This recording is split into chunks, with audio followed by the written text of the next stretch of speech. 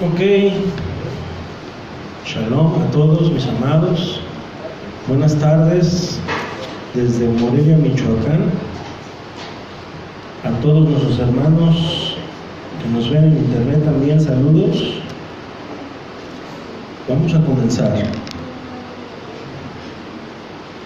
Esta tarde tenemos una porción de la palabra, la número 35. ¿Número qué? 35. Número 35.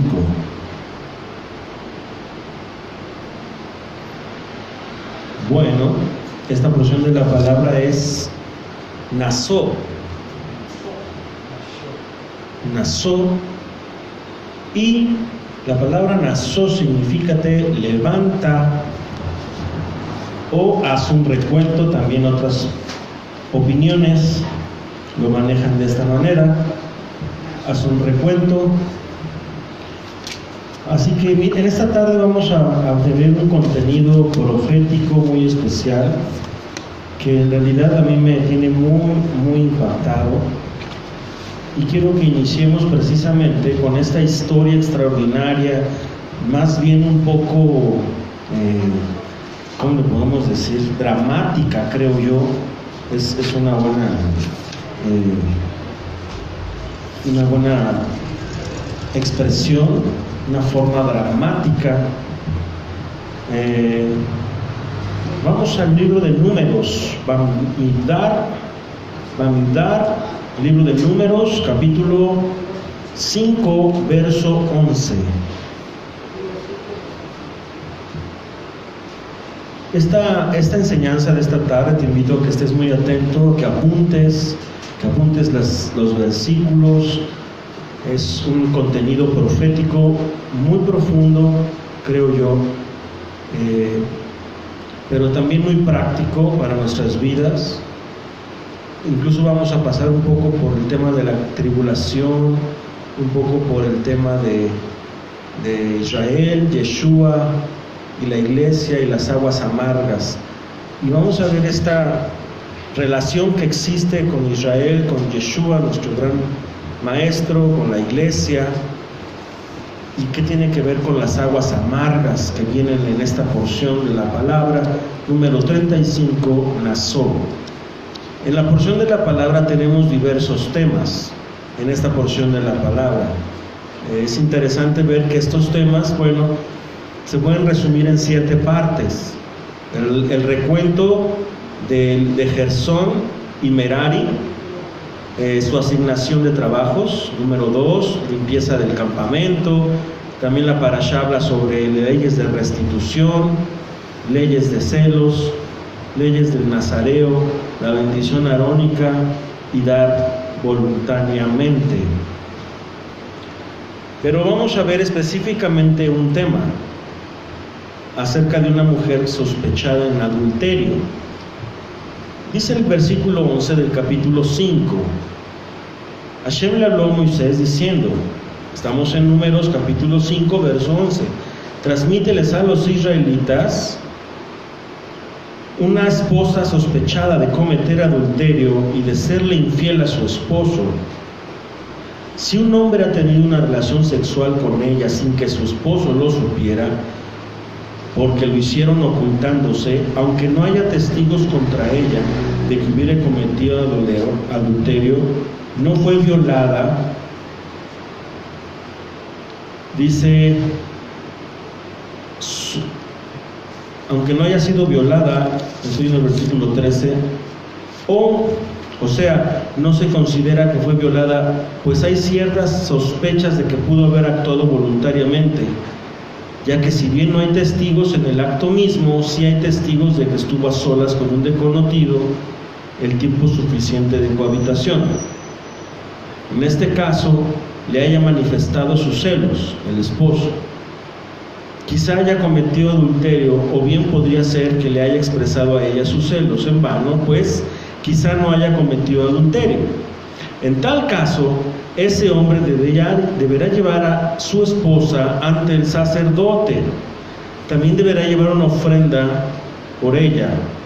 1/10 de una efa de harina de cebada, que no derrame sobre ella aceite ni ponga sobre ella incienso, pues es una ofrenda minjá de celos, ofrenda minjá recordatoria para tener presente la transgresión. Entonces el sacerdote acercará a la mujer y la ubicará ante Hashem. El sacerdote deberá poner en un recipiente de barro agua santificada y deberá echarle el agua un poco de ¿qué? De barro, de polvo del piso del tabernáculo. El sacerdote hará que la mujer esté de pie ante Hashem, le descubrirá el pelo y pondrá sus manos en la ofrenda minjá recordatoria, que es ofrenda minjá de harina de celos, y en las manos del sacerdote estará el agua amarga de la maldición. Diga conmigo, agua amarga. El sacerdote le tomará juramento a la mujer y le dirá: si no se ha acostado contigo otro hombre y si no has cometido adulterio siéndole infiel a tu esposo, entonces nada te va a pasar si tomas esta agua amarga de maldición. Diga conmigo, nada te va a pasar. Pero si le fuiste infiel a tu esposo y te purificaste acostándote con otro hombre fuera de tu esposo, eso es fatal. O sea, si la mujer era culpable, dichas aguas por efecto de energía le hacía hincharse hasta provocarle la muerte. Esa agua no era amarga en sí misma, sino tenía un efecto amargo para la persona culpable, pues le provocaba la muerte. Es un comentario de la Torah. El sacerdote le tomará a la mujer un juramento de maldición y le dirá: si eso es verdad, que Hashem te ponga como ejemplo de maldición y como ejemplo de juramento negativo entre tu pueblo. Que Hashem provoque que se te caiga el muslo y se te hinche el vientre.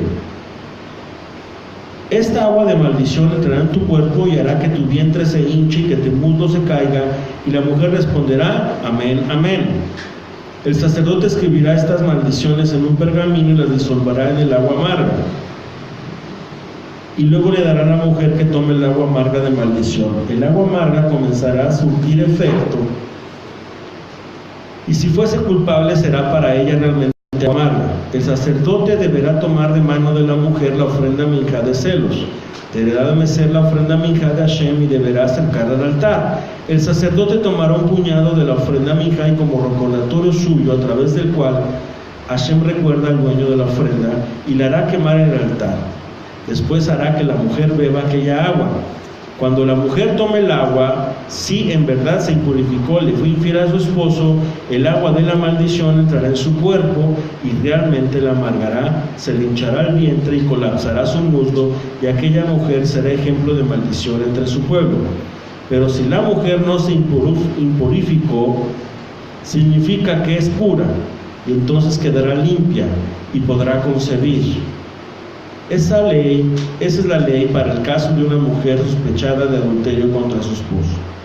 Si un hombre siente celos contra su esposo, él debe advertirle que sea cuidadosa en su conducta y le hará presentarse ante Hashem.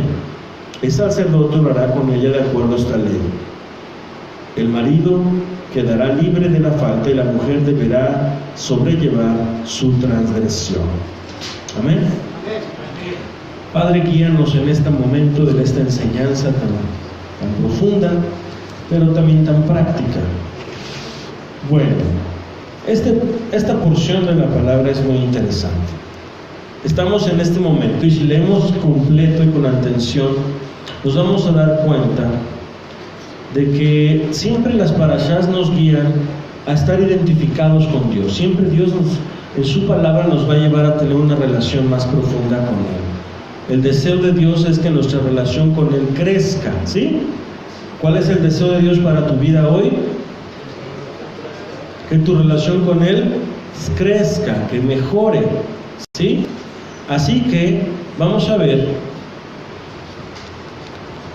este ritual, mis amados, porque es un ritual, ¿estás de acuerdo? Y tú vas a decir, bueno, pero son estas leyes que ya no son, que son obsoletas al día de hoy, ¿no? O sea, ¿quién va a beber un agua y dónde está el sacerdote para hacer esto y el templo? No hay templo. Podríamos decir, esta ley es obsoleta al día de hoy. Pero vamos a ver de esta manera algo. Es un simbolismo de algo que está pasando y que va a pasar y que ha pasado. Fíjate, Esta ley que está en número 5 se llama la ley de los ¿qué? De los celos. De hecho, esta ley se refiere básicamente a dos cosas: restauración y reconciliación. ¿Por qué restauración y reconciliación? Para la ordenanza de esta ley, el Eterno usa a la mujer para referirse a Israel. Israel es la mujer adúltera, ¿sí? Y recuerden estas palabras: restauración y reconciliación. El tema de la ordenanza es que si un esposo sospecha que su mujer le ha sido infiel, pero no tiene testigos, entonces debe de acudir a la justicia divina y para poder estar de nuevo en paz. Así que el objetivo de este ritual, fíjense, por parte del esposo, es poder recuperar la confianza en la esposa y restaurar el matrimonio. Poder recuperar la confianza de la esposa o en la esposa y restaurar ¿qué? El matrimonio. ¿Sí se acuerdan que nuestro Dios es un Dios de reconciliación? Un Dios de restauración. Y para Él, ese es su propósito: reconciliar al mundo perdido con Él. Restaurar la vida de las personas, restaurar relaciones, restaurar vidas. ¿Sí?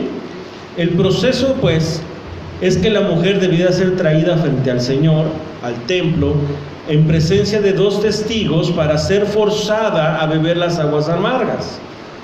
Esta agua y su preparación están llenas de simbolismo. El agua se mezclaba con polvo de tabernáculo, como leímos.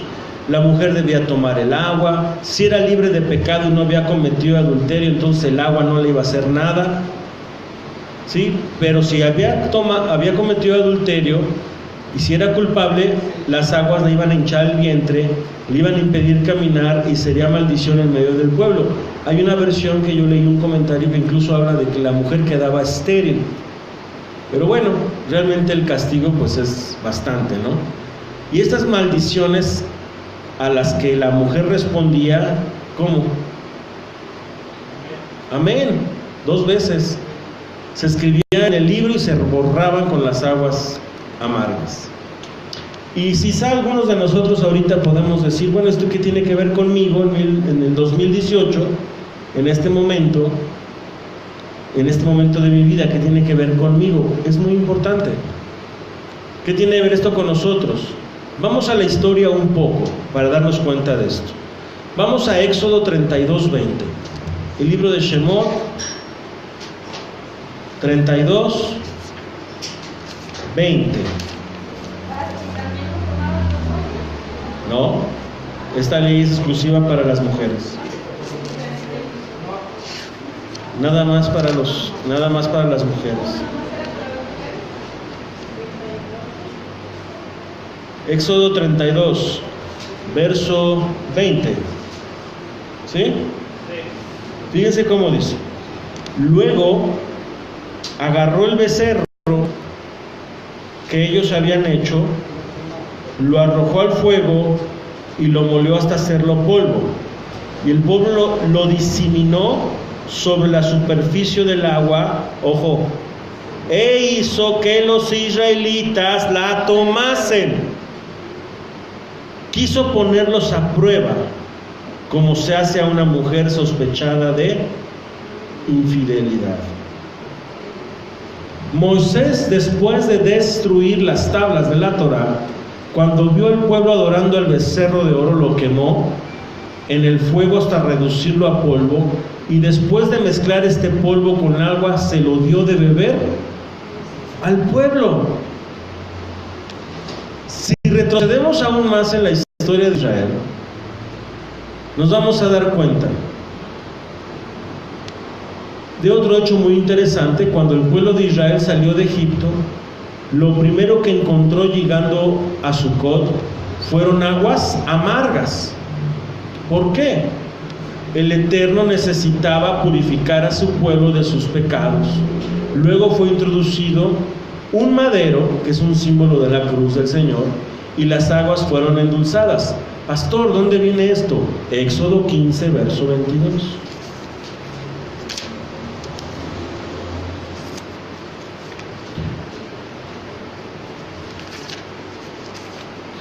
para los que cometieron el adulterio con el becerro de oro.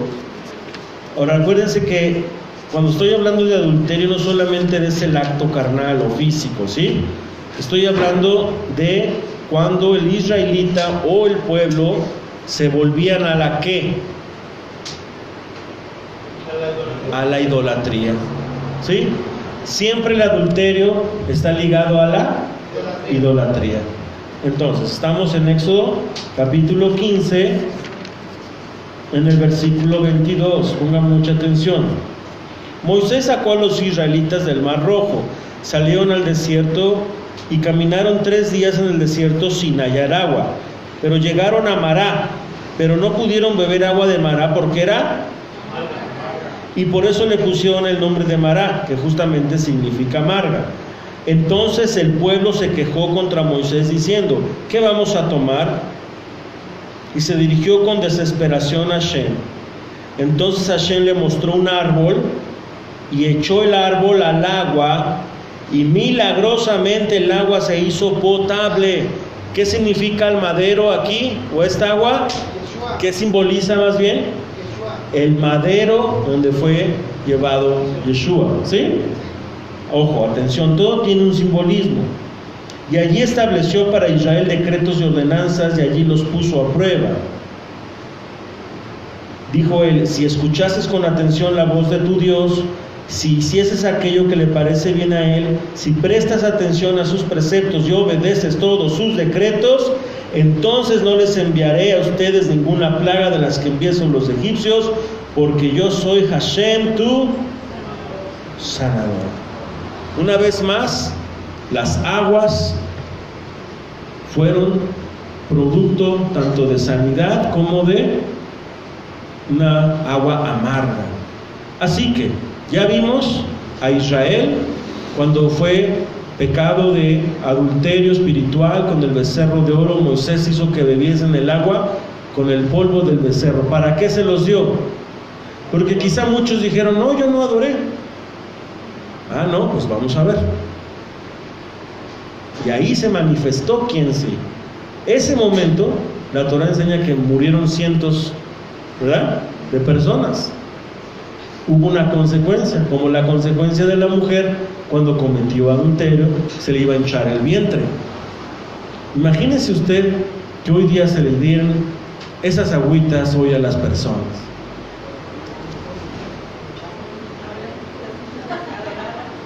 ¿Qué? A ver, no escuché. O sea, los que nos están viendo en internet dijeron por acá que habría un hinchadero. Oigan, pues ¿en qué sociedad vivimos, hombre? Bueno, pero ya vimos entonces a Israel y vimos ahora también, vamos a ver en Mateo capítulo 20, habla de Yeshua que está con la madre de los hijos de Zebedeo y les dijo estas palabras. Entonces Yeshua respondiendo dijo: no sabes lo que pedís. ¿Recuerdan este pasaje donde les dice: ¿qué quieres que le pide la mujer? ¿No? Que mis hijos se sienten a tu lado en tu reino. Y le dijo: no sabes lo que pides. O creo que fueron ellos los que les dijeron, ¿no? Pero les dice una frase Yeshua. Toda palabra que Yeshua dijo está ligada a la Torah. Todas las palabras que habló Yeshua son palabras que están ligadas a la Torah. Vamos a Mateo 20 a encontrar este pasaje. Gracias. Mateo 20:20 dice: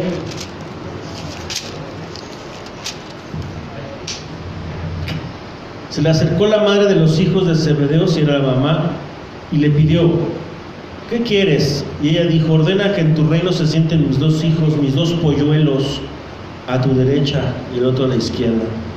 Y Yeshua respondió y le dijo: no sabes lo que pides. Y les dice una pregunta, ojo, pongan atención: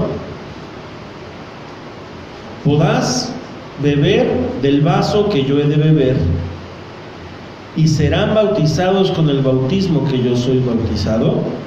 Y ellos le dijeron, y él les dijo: a la verdad, de mi vaso beberéis, y con el bautismo con que yo he bautizado seréis bautizados. Pero el sentarse a mi derecha y a mi izquierda no es mío darlo, sino aquellos para quienes está preparado por mi Padre.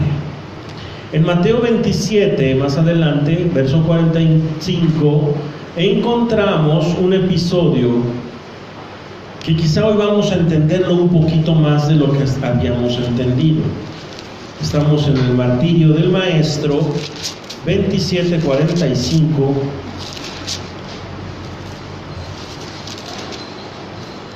Y dice: desde la hora sexta hubo tinieblas sobre toda la tierra hasta la hora novena. Cerca de la hora novena, Yeshua clamó a gran voz diciendo: Elí, Elí, lama sabactani, esto es: Dios, Dios mío, ¿por qué me has desamparado? Y algunos de los que estaban allí decían: Elías llama a este. Y al instante, corriendo uno de ellos, ojo, tomó una esponja y la empapó, y poniéndola en la caña le dio de... Pero otros decían: deja, veamos si viene Elías a librarle. ¿Alguien alguna vez se preguntó por qué vinagre? ¿Por qué no le dio agua? Alguna vez escuché, es que era un preparado como para calmar el sufrimiento del ejecutado. Pero ¿de verdad creen que un soldado romano iba a tener clemencia cuando no la tuvieron con nadie? Acabaron con los dos ladrones de una manera tan cruel y horrenda que hasta les rompieron los pies vivos. ¿Por qué él habría de serlo diferente cuando había tanta tirria, tanta malicia sobre él? Recuerden que el imperio romano en aquel entonces no tenía nada de misericordia para ninguno. Arrasaron con pueblos, con niños, mujeres, con todo. ¿Cómo fue que en ese momento se le habrá ocurrido al soldado darle vinagre como de misericordia? Cuando lo abofetearon justo unas horas antes, le escupieron, quizá el mismo soldado le jaló los pelos y las barbas, quizá fue el soldado que le dio de latigazos, no sé, yo pensaba eso. Pero hoy que veo estos pasajes a la luz de la Torá y de los profetas, me doy cuenta de algo. Yeshua, ¿qué le dijo a su mamá de los discípulos? O a los discípulos: ¿van a poder beber del vaso que voy a beber? Y luego te liga a este pasaje. Era un trago amargo. Era un trago amargo. ¿Y qué le dijeron los discípulos? Y dijo: en efecto, van a beber de este trago amargo. En efecto, van a sufrir por esto, por mi causa. Y así como yo voy a ser bautizado en este martirio, porque obviamente no se está refiriendo al bautizo de inmersión, sino se está refiriendo a la muerte, o sea, van a morir y antes de morir van a pasar un trago amargo. Ojo, es un anuncio profético de lo que la iglesia iba o va a pasar. Entonces, aquí es bien interesante. Quizá Yeshua, más bien, estaba en el madero y corrió por una esponja y la empapó y se la dio de beber. Hasta preguntamos, ¿por qué le dieron vinagre entonces? ¿Por maldad? ¿No podrían darle agua? ¿No es más lógico? Pero le pidieron vinagre. ¿Y qué significa? Que Yeshua hablaba a los hijos de Zebedeo de beber las copas con las aguas amargas, que desde el principio el Eterno siempre ha pasado a su pueblo por aguas amargas para probar si ha cometido pecado o adulterio. Como en Mará, como en el becerro de oro. ¿Sí te fijas? Siempre. Entonces vemos un cuadro bien interesante. de lo que proféticamente está anunciado. Nos viene anunciando el Eterno desde Bereshit, desde Shemot, desde Éxodo, desde Génesis, y nos dice: el pueblo, si yo tengo sospechas de que mi pueblo se ha prostituido o ha cometido adulterio, la manera de probarlos va a ser con aguas. Y si tú lees, Mará fue un tiempo de prueba, porque el Eterno probó los corazones de su pueblo y vio quién estaba con él y quién no. Cuando fue lo del becerro de oro, las aguas que bebieron fue igual. ¿Para qué fue? Para probarlos. ¿Quién adulteró? Bueno, los que adulteraron con el becerro de oro se los llevó, ¿verdad? Se murieron. Y los que no, demostraron su fidelidad y su amor, y hubo restauración y reconciliación. ¿Sí está conmigo? Hubo restauración y reconciliación. Ahora, el propósito de que cuando el Eterno prueba a su pueblo no es destruirlos, es que haya restauración y reconciliación. ¿Qué pasaba cuando un hombre llevaba a su mujer y tenía un espíritu de celos? Dice la misma Torah, que sí hay, sí existe, y estaba ahí en ese momento todo lleno de celos y desconfianza, y la relación matrimonial se había vuelto un infierno, pero llegan ante la autoridad y entonces hacen esa prueba y resulta que la mujer toma el agua y no se hinchó. El hombre recibe su lección, pero también recibe algo: restaura su confianza y restaura su matrimonio. Es un momento de restauración, de reconciliación. ¿Por qué esto? Pues vamos a ver por qué. Vamos al texto. Dice que para esto tenían que llevar a quién ante el sacerdote. Número 5. Estaba el esposo, la mujer, el sacerdote, y había quién más. Sí, ¿cuántos? 2 testigos. Inmediatamente tu mente apocalíptica te manda hasta allá, ¿no? 2 testigos. Debía de ser llevada al templo en presencia de ¿quién? 2 testigos. Tenía que beber las aguas amargas. Si no era culpable, nada pasaba. Si era culpable, su cuerpo reflejaría su pecado y sería considerada inmunda. Ahora vamos a ver esta profecía, pero ahora hasta el libro de Revelaciones, capítulo 8, verso 10.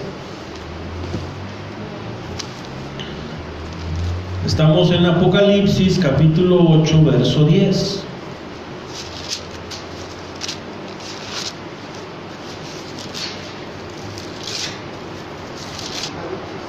Dice así: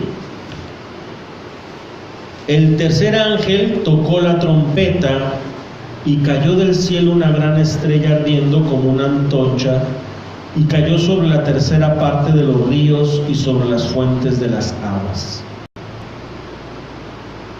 Y el nombre de la estrella es amargura. ¿Como qué? Como el vinagre, ¿no? Y dice ahí: y muchos hombres murieron a causa de estas aguas, porque se hicieron amargas. Ahora ponga atención. Si una persona, usted y yo la leemos, decimos: ¿por qué? Pues porque era un ángel que vino y envenenó las aguas y mató a todos los que faltaban, ¿no? ¿Realmente es eso? Ahora, con este contexto que le he estado hablando de Éxodo, los profetas, el Evangelio, ¿qué se representarían las aguas amargas, o qué hizo el ángel cuando trajo esa estrella y la puso sobre las aguas? ¿Qué iba a hacer con los que estuvieran en la tierra todavía? Iba a probar quiénes serían del Eterno y quiénes todavía no serían del Eterno. Y aquí lo dramático del asunto es que dice que muchos hombres, no dice pocos. Obviamente hombres habla del género humano, no solamente de hombres en género masculino, sino hombres y mujeres. Muchos, ¿qué? Murieron. Es decir, habían sido infieles todavía. Decían amar a Dios, pero su corazón se estaba todavía adulterando, prostituyendo. ¿Sí o no? Es importante entonces entender esto. ¿Cuál es la razón por la que el Eterno juzga de esta manera a su pueblo? Recuerden, no es un juicio porque Él es malo, sino ¿para qué? Para probar quién y quién no. Y si tú vas a la Biblia te vas a dar cuenta que siempre el Eterno pregunta: quien esté conmigo, véngase conmigo. Quien no, váyase de aquí. ¿Verdad? A Él no le preocupaba las muchedumbres. O sea, Él no estaba interesado en tener multitudes. Él estaba interesado en tener un pueblo genuino y verdadero. ¿Sí? Dios no está interesado en que seamos una multitud de miles aquí. Dios está interesado en que los que estemos aquí tengamos un corazón fiel, leal y servicial, obediente. ¿Sí? Eso es lo que Dios está interesado.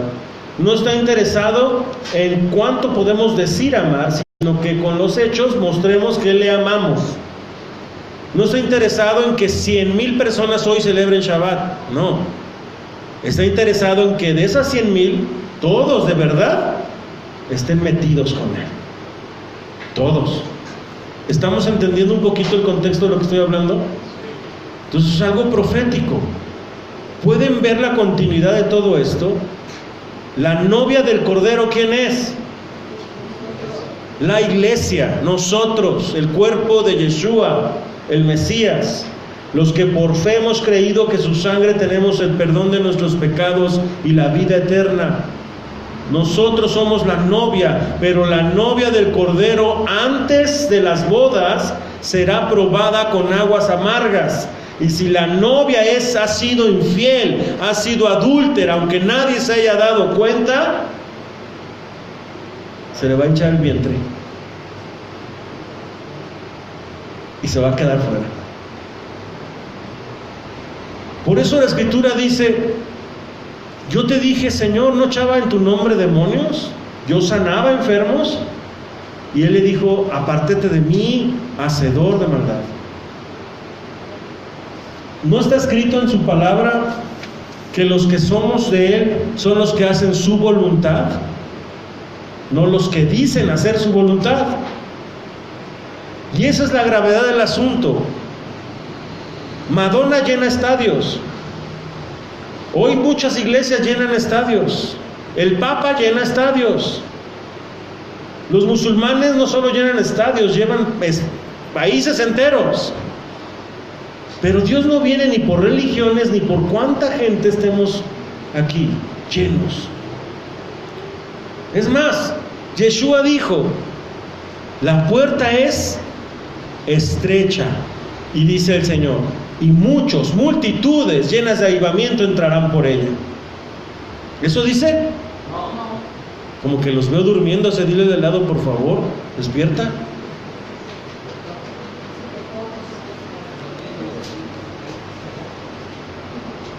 No sé si me explico.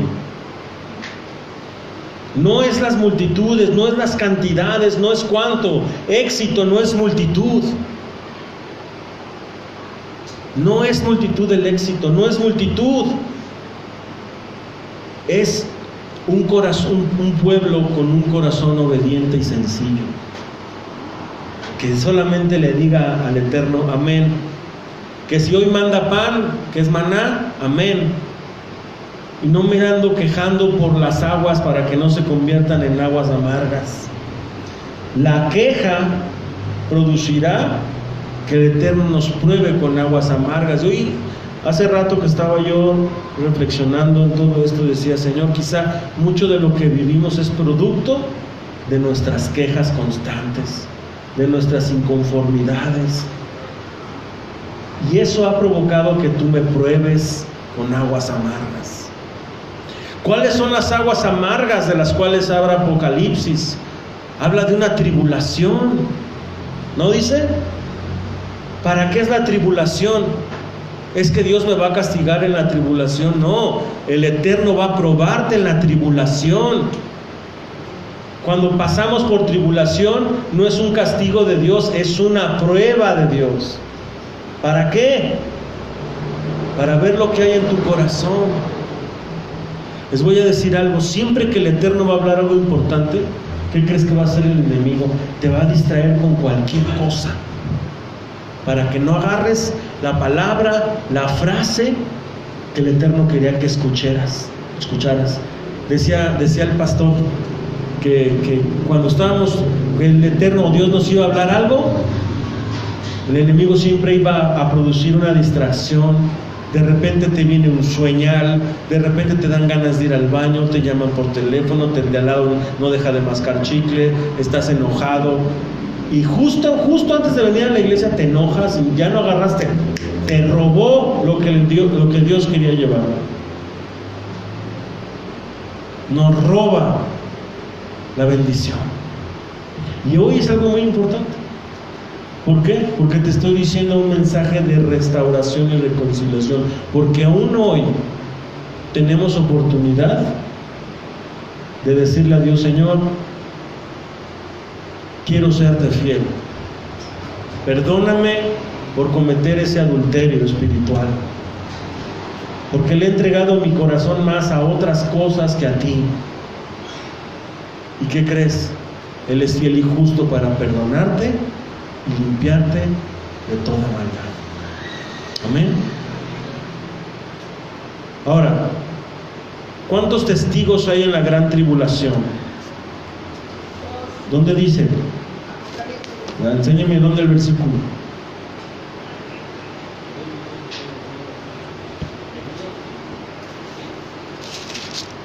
O buguelo, pues. Gracias. Diría Kiko: uy, qué chiste, esta es la pastora.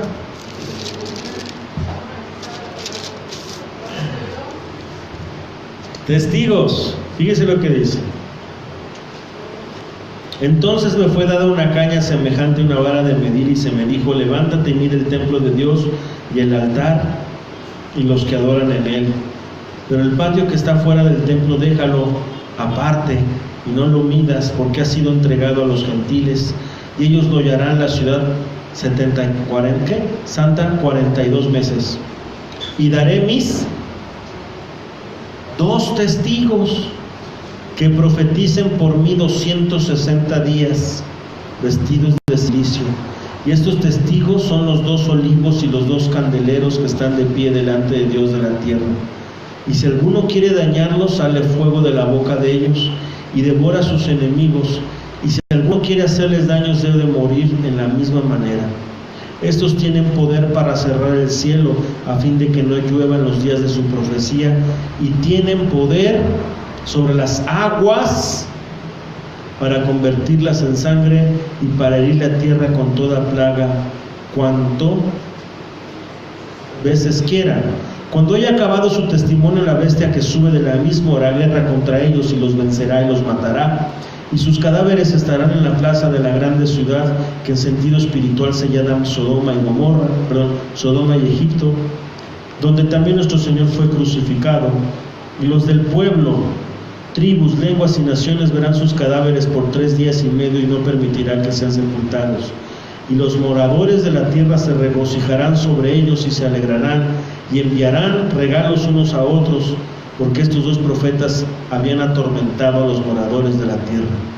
Pero después de 3 días y medio entró en ellos el espíritu de vida enviado por Dios, y se levantaron sobre sus pies, y cayó gran temor sobre los que lo vieron.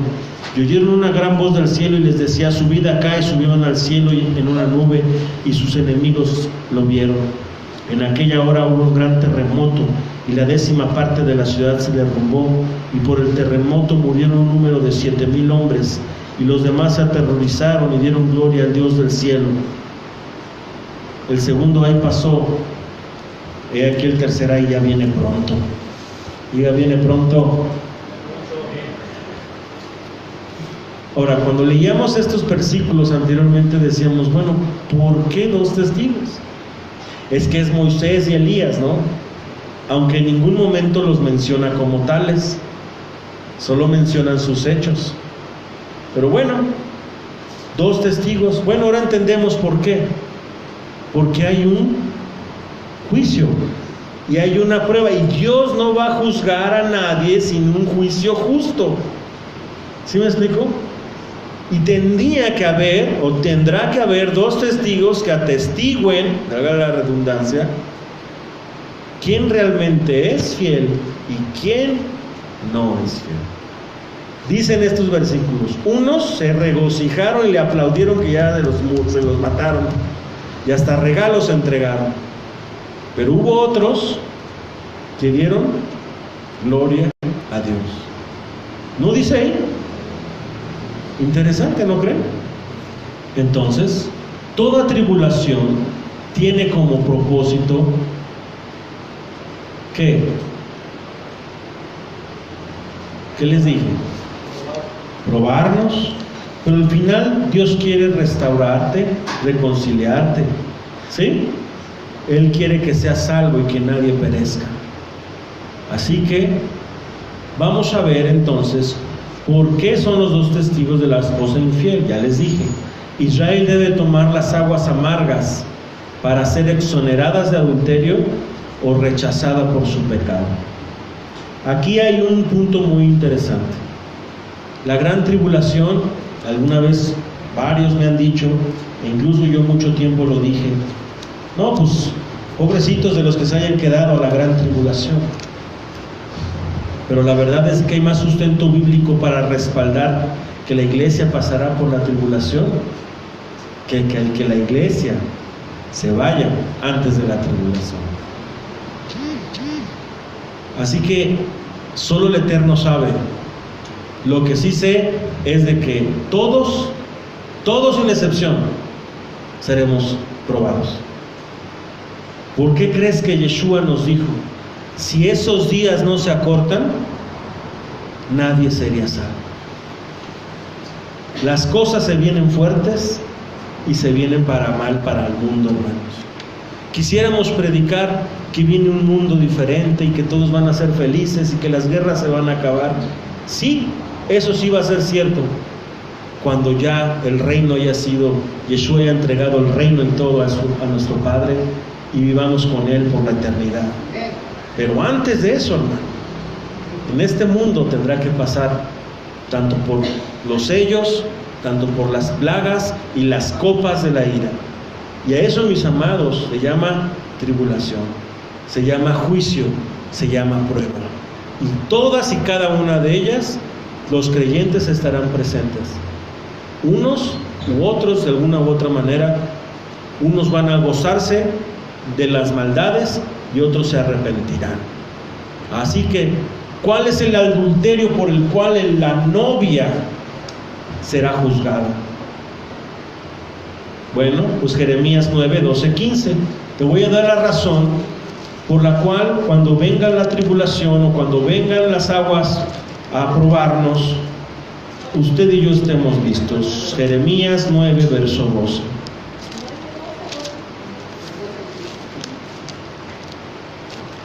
Esta es la razón verdadera por la cual el Eterno se le provoca o le provocamos indignación y ira al Señor. Jeremías 9, verso 12 dice así: ¿quién es varón sabio que entienda esto? Hay quien habló la boca del Eterno para que pueda declararlo. ¿Por qué causa la tierra ha perecido? ¿Ha sido asolada como desierto hasta no haber quien pase? ¿Cuál es la causa? ¿Cuál es la razón de la tribulación, del juicio, de la prueba? ¿Cuál es la indignación por la cual el Eterno se ha indignado y se ha enojado y ha vuelto su rostro? Porque dijo el Eterno, subráyalo ahí, porque dejaron mi Torá. Abandonaron mi Torá, la decidieron ignorar, la conocieron, pero decidieron seguir haciendo lo que bien les vino en gana. Esa es la razón. Dejaron mis instrucciones, las cuales di delante de ellos, y no obedecieron a mi voz, ni caminaron conforme a ella. Antes se fueron, fíjense, tras la imaginación. No sé si alguien trae otra versión que traiga otra palabra. Verso 14, a ver qué dice mamá.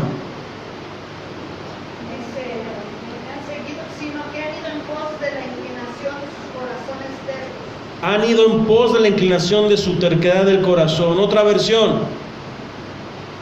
¿Quién trae otra? Nadie. Bueno, a ver. ¿Qué dice? Obedecido mi voz, ¿no? En cambio se pusieron tercos y siguieron sus pasos, deseos y vendieron junto a Baal. Hasta ahí. Se fueron tras la imaginación, dice ahí, de su corazón.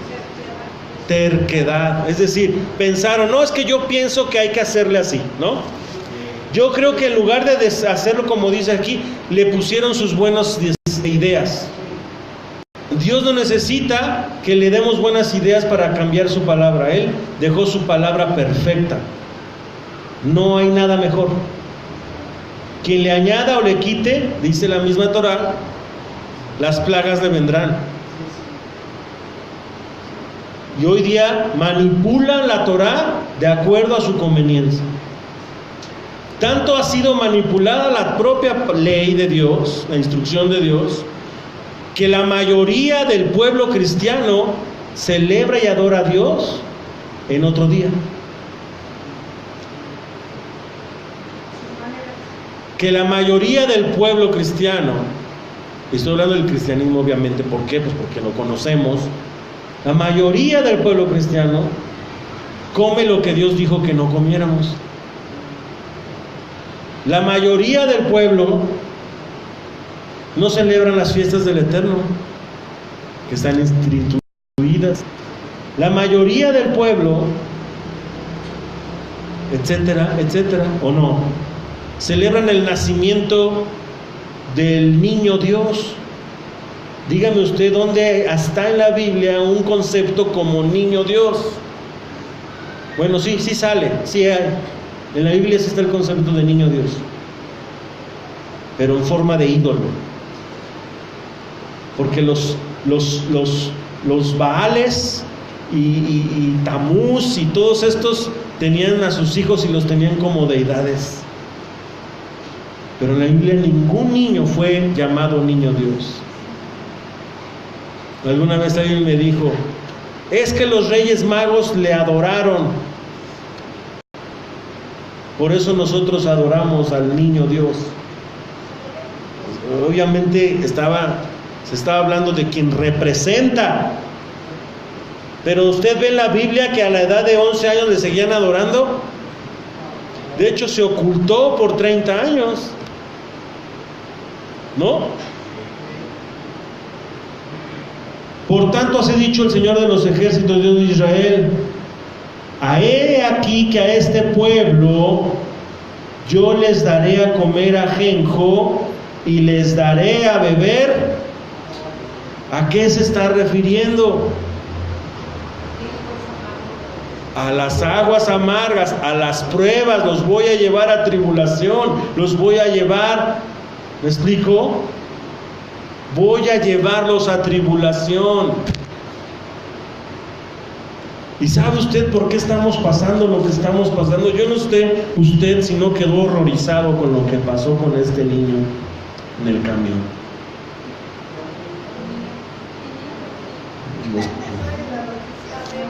Se llama Tadeo el niño, se llamaba, que el Eterno lo tenga en su presencia. Hubo un atentado en Guadalajara contra no sé quién. Bueno, sí sé quién, pero no vale la pena ahorita hablar de eso. El punto es de que los delincuentes, en su desesperación quemaron un camión. Y en esa quema de camión queman a una mamá y a su niño de 8 meses. el niño muere un día después, con 90% de quemado su cuerpo. Y la mujer está, no sé cómo esté ahorita, pero está moribunda, con el 80% quemado su cuerpo también. Pero no solo es eso. Si realmente nos podemos saber, hermanos, no es un asunto político, no es un asunto social, no es un asunto cultural. Hay un juicio de Dios sobre nuestro país, mis hermanos. El Eterno ha mandado o ha permitido una serie de maldades en nuestro país, tanto que otros países se horrorizan de nuestro propio país. En nuestra ciudad pasan cosas que ni usted ni yo nos podríamos imaginar de maldades. El corazón se ha endurecido a tal grado que ya no se respeta la vida ni de niños ni de mujeres embarazadas. Se matan a personas como nunca antes habíamos visto en nuestra historia. Y nos asombramos de la maldad con la que actuaban nuestros antepasados aztecas al sacarles el corazón, y los consideramos una barbarie, cuando el día de hoy se producen actos todavía 100 veces peores de barbaries, la manera en que están ejecutando las personas, los sicarios a las personas. Que el Eterno nos libre, nos guarde de esas gentes. Pero tenga usted que ver esto, ¿no? Se ha descompuesto todo, no por la situación política. Podemos justificarlo y echarle la culpa a la política, a la sociedad actual, pero realmente es porque hemos dejado los caminos de la Torá, de la instrucción de Dios. El mundo vive de acuerdo a lo que él piensa y se imagina, ¿sí o no? Gobiernan como ellos quieren. Se han perdido los valores, los principios bíblicos. Ya no estoy hablando ni siquiera de que guardemos una religión como tal, no. Principios morales tan básicos. Y si usted y yo no vemos eso, mis amados, que eso nos está rodeando, que eso está afectando a nuestros propios hijos, y que Dios no lo permita, mis amados, pero ellos, los hijos de ellos, vivirán en una sociedad todavía aún peor. ¿Qué vamos a hacer nosotros, papás, adultos, abuelos, por nuestros hijos y los hijos de ellos? ¿Vamos a seguir permitiendo que haya tanta indiferencia, permitiendo a nuestros hijos tener tanta indiferencia a las cosas de Dios, a que vengan a la iglesia? ¿Les seguiremos consintiendo el que no quieran venir, el que no quieran leer la Biblia, o el que no quieran acercarse a Dios? Si no los acercamos hoy, mañana, ¿quién los va a acercar? Dígame usted si usted vino por la buena voluntad de su corazón a la iglesia, o la mayoría de nosotros venimos porque probamos aguas amargas. ¿Qué tuvo que pasar para venir a buscar a Dios? Bebimos aguas amargas. ¿Para qué esperar que nuestros hijos o descendientes sufran por eso? Hoy que estás tú aquí, que me ves,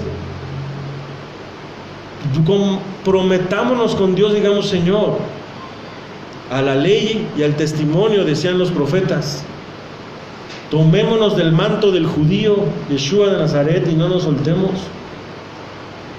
Sí, tenemos errores, sí podemos fallar, pero ¿sabes qué? Dice en Filipenses: asidos de la palabra de vida, para que brillemos como luminarias en medio de una oscuridad terrible, irreprensibles y sin reproche. ¿No dice eso la Torá? ¿En qué momento nos acostumbramos a vivir con tanta maldad alrededor? Ya no hablemos de la inmoralidad en el internet, porque cualquier persona en Facebook puede ver cualquier inmoralidad, violencia y cualquier cantidad de tonterías en las redes sociales más sencillas.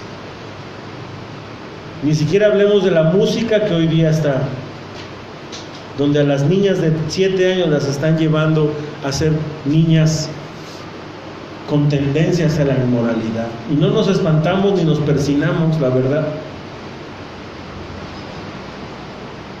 Pero yo quiero que hoy reflexionemos en eso y que digamos, ¿cómo es la manera de prevenirnos para todo eso? Entonces aquí dice, no dejemos la ley de Dios y hagámosla parte fundamental de nuestra vida, de nuestra casa, de nuestros hijos. Y en lugar de tatuarnos el cuerpo, tatuémonos la Torá en el corazón. ¿Cuesta trabajo? Sí. ¿Somos perfectos? No. ¿Fallamos? Sí. Pero aquí estamos asidos. No me voy a soltar. La sigo regando, pero no me suelto.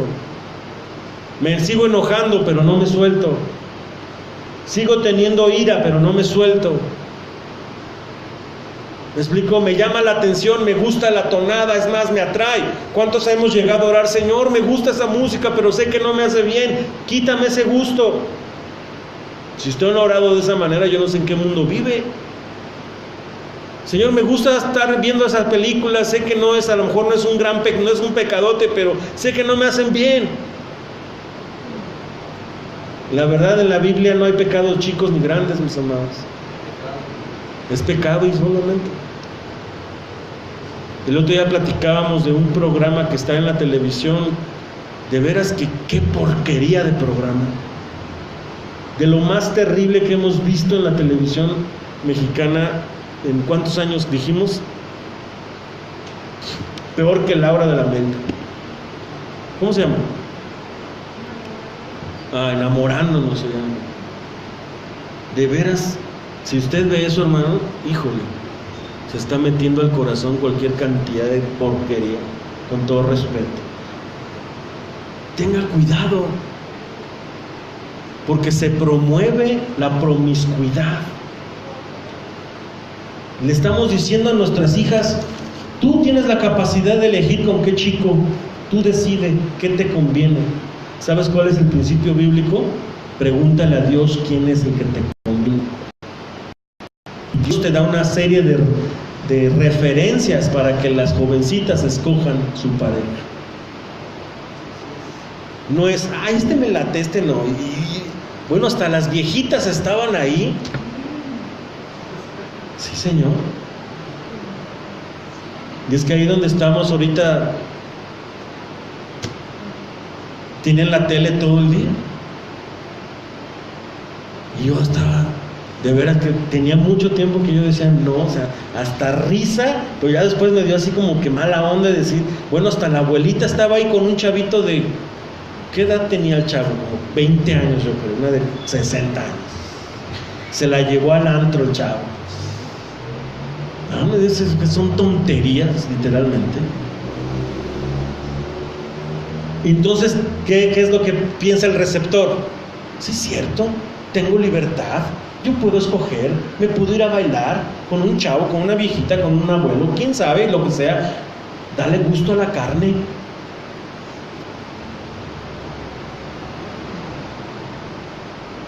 Pues, imagínese yo diciendo que yo pudiera decir, y ayer volvíamos de eso, pues mejor me voy con una de 20 años, ¿no? Hoy día todo el mundo anda queriendo andar con las jóvenes y los jóvenes con los adultos maduros o maduras. Hermanos, Dios a los jóvenes les da una serie de instrucciones a seguir para encontrar el muchacho que las va a hacer felices. Y las muchachas deben de saber cuáles son esas instrucciones para estar bien truchas. ¿Pero qué les dice la televisión? Pues que esté guapo, que tenga dinero. No importa a quién le vaya ni en quién crea. Tú escoge. Porque no batalles, consíguete a alguien con mucho dinero. No. Y eso es aquí en México, que somos un país todavía semiconservador.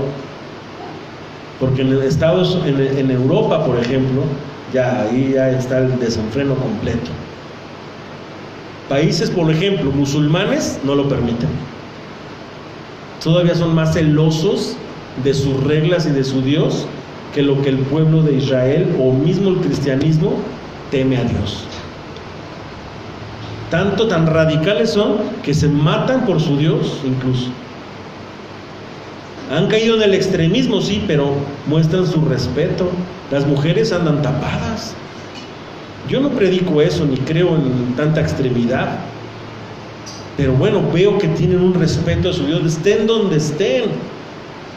Yo ya estaba viendo un documental, en los aeropuertos hay salas de oración para ellos. En los aeropuertos en Dubái, los países musulmanes tienen salas de oración, porque a ciertas horas del día ellos pueden ir e hincarse ahí, sin que nadie los moleste. Y si tú vas a esos países, tú cumples sus reglas. O las cumples o te meten al bote. Y resulta que las leyes del Eterno, nosotros no podemos hacer que se cumplan ni siquiera en nuestra propia casa. Es que si le digo va a ser berrinche que no vea ese programa, que no escuche esa música, que no se vista de esa manera. Pues si no le decimos ahora, mis amados, a nuestros jóvenes, a nuestros niños, ya de grandes no vamos a poder decirles nada. Si de por sí, de chicos, ¿no? Disculpen que les hable así, pero es una reflexión.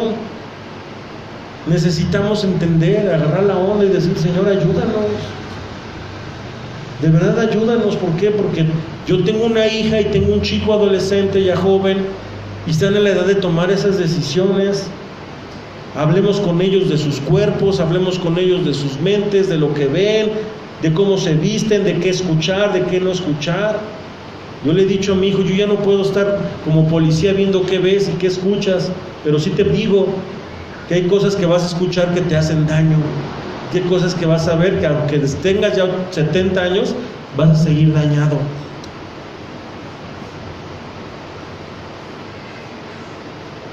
Prefiero que me vea de esa manera como un papá que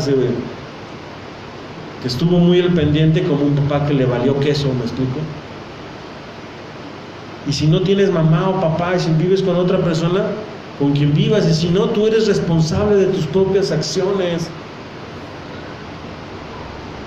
Hoy estaba estudiando la historia del levita que se contrató para rendir su servicio levítico con una persona por dinero, y se prostituyó ese levita. Está en la escritura. Resulta que ese levita que se prostituyó espiritualmente y ofreció y sacrificaba a los ídolos y se puso el efod del Señor incluso para adivinar y para trabajar para el ídolo, resulta que era el nieto de Moisés. El nieto de Moisés. ¿Cómo puede ser posible que el nieto de Moisés haya fornicado con los Baales y servido a los Baales? Con tal ejemplo monumental de hombre que era Moisés. Y entendí algo: el que yo camine con Dios no significa y no me asegura que mis hijos van a caminar con Dios. Porque tú caminar con Dios, y escúchenme muchachas y chavo, tu caminar con Dios es tu responsabilidad, es decisión tuya ser justo o ser injusto.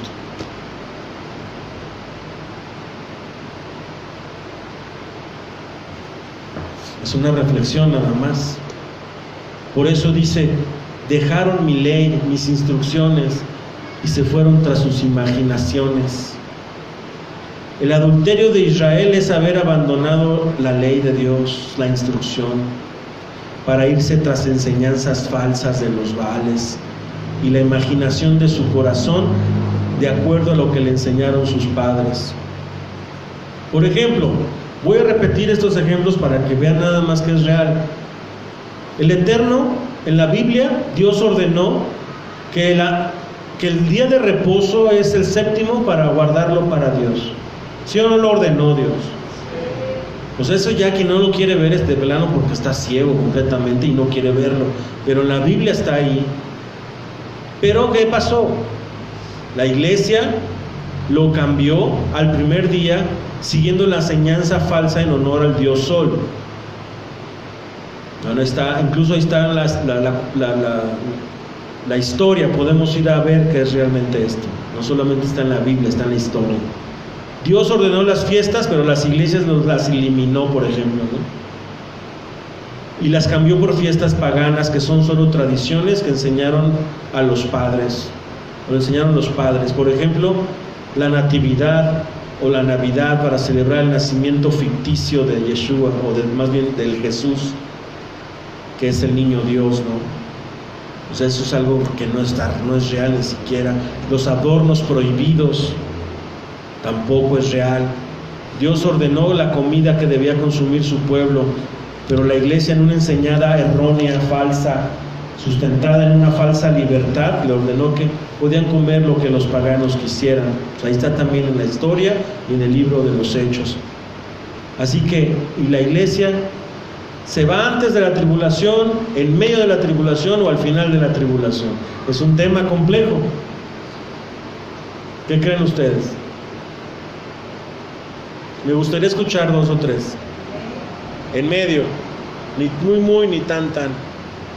Usted, Memo, ¿qué? Memo después. ¿Tú antes de la tribulación? ¿Quién se va? ¿A dónde? ¿A dónde se va? ¿A dónde vamos? ¿A qué iglesia vamos? Mi formación fue premilenista. ¿Te vas antes? Está bien, es que de hecho son varias, de hecho hay hasta 7 posturas o más antes. ¿Usted, Nacho? Yo digo que menos también. Ni muy ni tan, ¿verdad? ¿Tú, Jaime? ¿Te vas o te quedas? Yo digo que no se va. Que no se va, que se queda toda la tribulación. ¿Pero dónde se va? Qué buena pregunta. ¿A dónde se va? ¿A dónde se va el hermano Payares? Bueno, en el arrebatamiento. Sí, pues, pero ¿a dónde? No, no me el Señor, pero es el arrebatamiento. A ver, hermanos que nos ven en internet, ¿a dónde se va la iglesia en el rapto? Sí, pues, pero ¿a dónde se va la iglesia? A ver, entonces, ya fíjense, caímos en un arroyo. Si se va antes, pero se va a Israel, o sea, no se va a ningún lado. No, se va a Israel. Bueno, dice que vamos a ser transformados. Sí, pues, y nos quedamos en las nubes.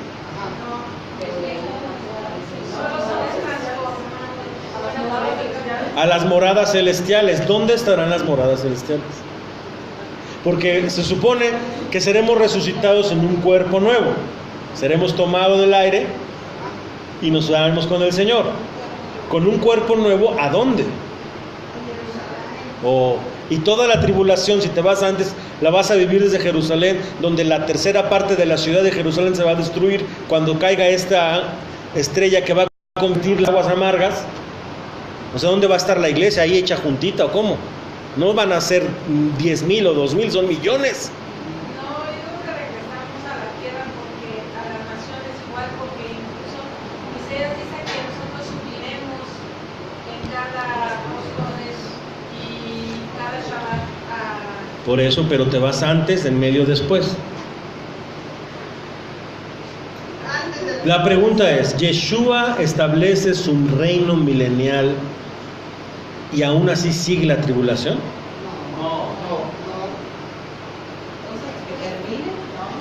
Obviamente. Es correcto. Las vamos a pasar, nosotros como iglesia las vamos a pasar. Pero vamos a estar para ayudar, ¿no? Ayudar a los que reciben. Entonces tú vas a estar en la tribulación ayudando. Sí, pues, pero vas a estar ahí ayudando. Entonces no te vas. Cuando termine. Bueno, después continuemos con esta discusión. Es nada más para que veamos la cantidad de ideas que tenemos. Y que quizá todas son válidas, ¿no? Porque un hermano me dice con toda sinceridad, a mí me formaron así. Y de hecho así es. Pero hay muchas formaciones. Pero ¿qué es lo que la Biblia dice? Porque hay bastante sustento bíblico para sustentar que no, la iglesia no se va a ningún lado y se queda toda la tribulación. Y aquí ahí se va a probar quién de toda la iglesia verdaderamente es la novia. Porque recuerden, la novia será pura y sin, no va a haber a medias. Y que esa prueba va a permitir, incluso, dice, y esos son los que murieron en la gran tribulación, ¿no dice? Incluso los decapitaron por causa del Yeshua Nazaret. Por eso,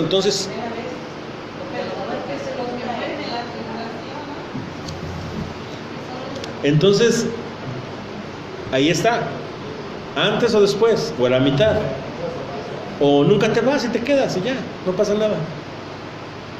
La cuestión es que vemos estos acontecimientos como, pues de aquí que pase, ¿no?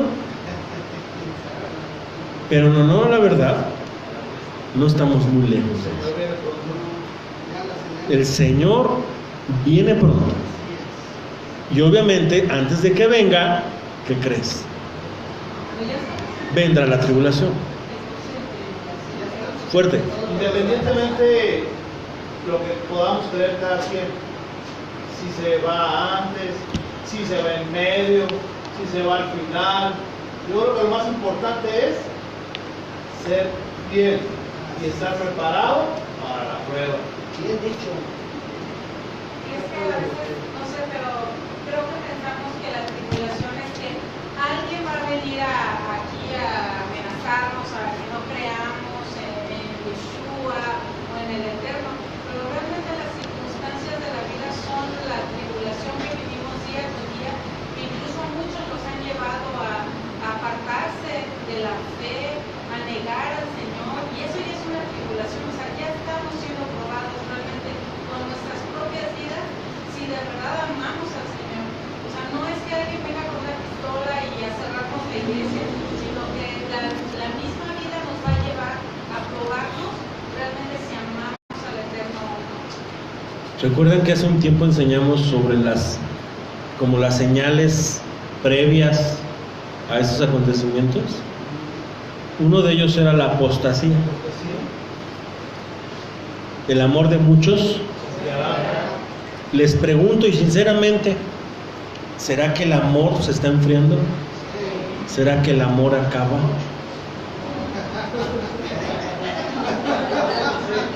¿Qué? ¿De qué se ríen? Dios mío.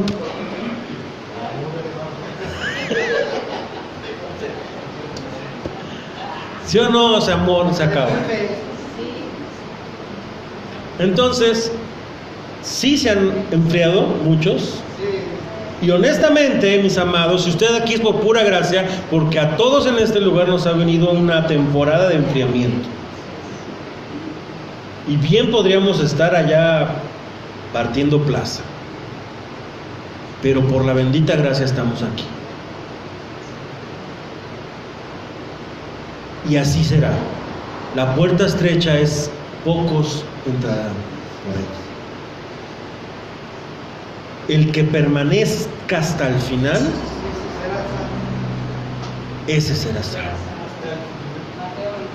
Ande, hay otro sustento bíblico, por eso te digo. El que permanezca hasta el final será Ser fiel hasta la muerte. sé fiel hasta la muerte. Referencias no hacedores de maldad, realmente en el hebreo es no hacedores de Torah. ¿Sí? Entonces, ¿cuál es el grave pecado? Lo que más indigna al Eterno. Alguien dice, es que, no sé, me enojé. O sea, sí, es pecado. Pero el grave pecado que más indigna a Dios es la idolatría. La idolatría. El que uno cometa adulterio espiritual cuando su pueblo mismo ha visto las señales del Eterno y se pongan a adorar un becerro. Ahora, nosotros decimos, yo jamás me hincaría a San Judas, ¿no? Jamás me hincaría le besaría la mano al Papa, ¿no? Como estaba oyendo bueno, ahorita no voy a hablar de eso. Sí, córtale, mi chavo. Y realmente eso es lo que sucede, que pensamos que estamos ahí y nos vamos a arrodillar a un ídolo, pero hay ídolos que no son ni de barro, ni de piedra, ni de metal, ni de madera. Hay gente que hace de sí mismo su propio ídolo, de sus propios cuerpos.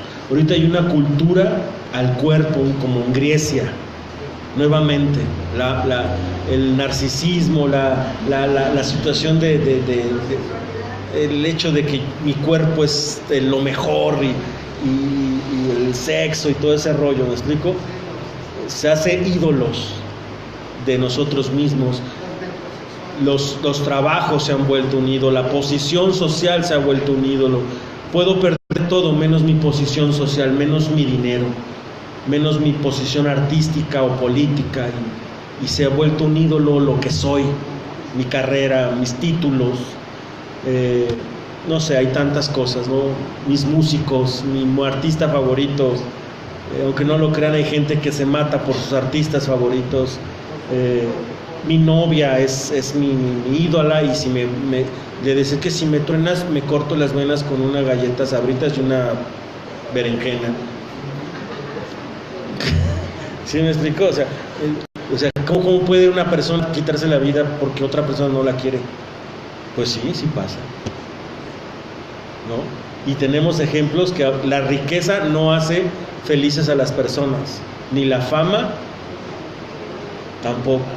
Lo único, mis amados, ya voy a terminar con esto, que hace feliz al hombre se llama Dios, se llama su palabra, se llama Yeshua Nazaret. Es lo único que hace feliz. Y aún el pueblo creyente el día de hoy, muchos sufren o sufrimos de situaciones de depresión, de ansiedad, de temores y de cosas. ¿Por qué? Porque nos hace falta más de Dios en nosotros. ¿Por qué? Porque el Eterno ha permitido aguas amargas en tu vida para que veas que tu corazón está lejitos de Él y que necesitas acercarte. Quizá el vientre se nos ha hinchado y no por comer aguas amargas, ¿verdad? Pero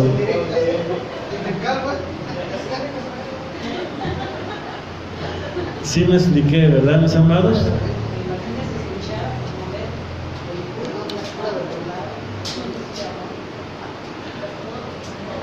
Bueno, mi respuesta, Rafa, la que hoy tengo, porque el Eterno nos puede revelar más después, es que nos vamos terminando la tribulación. En un momento de total la tribulación más intensa, en ese momento nos vamos. Eso sí, no nos vamos para irnos a otro lado, quizá. No sé, tengo que estudiarlo más. Pero lo que sí sé es de que en ese momento, en un momento dado también, no sé en cuánto tiempo, regresaremos a reinar. No sé si esté vivo todavía, y si no estoy vivo, mejor. Que quiere decir que ya me fui con el Eterno, ahí se ven. Yo nomás voy a resucitar, y vamos a venir con el Eterno, a reinar con Él, y ya no nos hace nada a nadie, ¿verdad? Otra pregunta que tengo, y quizá alguno de ustedes la sabe, es si ya que fuimos resucitados y regresamos, ¿podremos ser engañados nuevamente? Ojo. Órale. Bueno, miren que al final del milenio, Satanás será... Al final del milenio. Sí, será soltado de nuevo. ¿Y podrás ser engañado? Tú, resucitado, reinante. Bueno, pues yo es una pregunta que no puedo contestar, pero a muchos va a engañar todavía. Sí, dice ahí.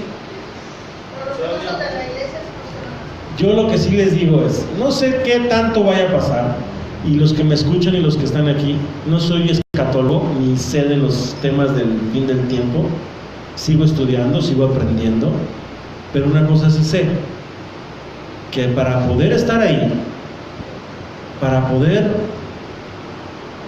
permanecer, necesito asirme de esto.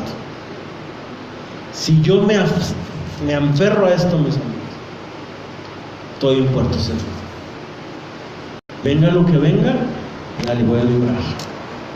El día que yo diga, ya no quiero Dios, ya no quiero iglesia, ya no quiero Torah, ese día las fauces de los tiburones se abrirán y estarás en peligro. Apocalipsis 20 dice: vi un ángel que descendía del cielo con la llave de la cruz y una gran cadena en la mano. Y prendió al dragón, la serpiente antigua que es el diablo Satanás durante 1000 años. Y lo arrojó al abismo y lo encerró y puso sus sellos sobre él para que no engañase más a los naciones, hasta que fuesen cumplidos 1000 años, y después de esto debe ser desatado por un poco de tiempo. El versículo 7 dice: cuando los 1000 años se cumplan, Satanás será suelto de su prisión y saldrá a engañar a las naciones que están en los pueblos bajos de la tierra, a Gog y a Magog, a fin de reunirlos para la batalla y otros los pasos por 40 semanas. Entonces sí saldrá a engañar. ¿Qué tal? Pero habla a Gog y a Magog. Bueno, yo solo pregunto. Yo no dije que esa era mi respuesta. Yo estoy preguntando, porque hay muchas cosas que no sabemos. Y que les invito, ¿qué tiene que ver eso con nosotros? Mucho, porque no están lejos esos tiempos. Porque ya les di una explicación, una reflexión muy grande. Porque hoy más que nunca tenemos que afianzarnos. ¿Sí? La Torah nos enseña, mis amados, que el tiempo de la restauración de todas las cosas precede a la venida del Señor, según Hechos capítulo 3. La iglesia de hoy está escuchando el mensaje y está recibiendo cada día más y más revelación acerca de este adulterio y la urgencia de volver a las sendas antiguas, a las raíces. Y la Torah dice que volvamos a las sendas antiguas. Y tenemos entonces que aferrarnos a eso. Todos los que estemos vivos, mis amados, pasaremos por la gran tribulación y deberemos de beber las aguas amargas para probar si somos o no la novia limpia del Cordero. ¿Estamos preparados para hacerlo? Yeshua dijo que la beberíamos. Y si Él lo dijo, ¿qué crees? Así va a ser. Terminamos con compromiso y pedirle a Dios: ayúdame a ser obediente a ti, ayúdame a caminar contigo, ayúdame a cuidarme, ayúdame a que si fallo me vuelva a ti. Y los papás y abuelitos de aquí instruyen a sus nietos y a sus hijos en la Torah. Por favor, tomen esa responsabilidad. Si los papás no quieren, usted, abuelita, abuelito, tome esa responsabilidad. Si la abuelita no quiere, usted tome esa responsabilidad. Si los tíos no quieren, usted tome esa.